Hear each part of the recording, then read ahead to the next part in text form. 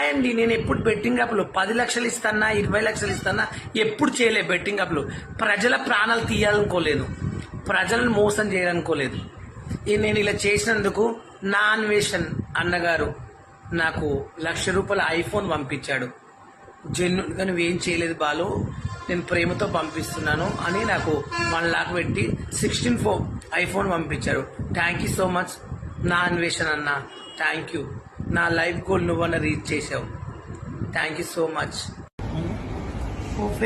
Hi friends, shock అయ్యారా? నేను మీ ఇప్పల్ వాళ్ళు చూడండి 16 Pro 1 లాక్ హ్యాపీ ఫోన్ కొన్నాను, పింక్ కలర్.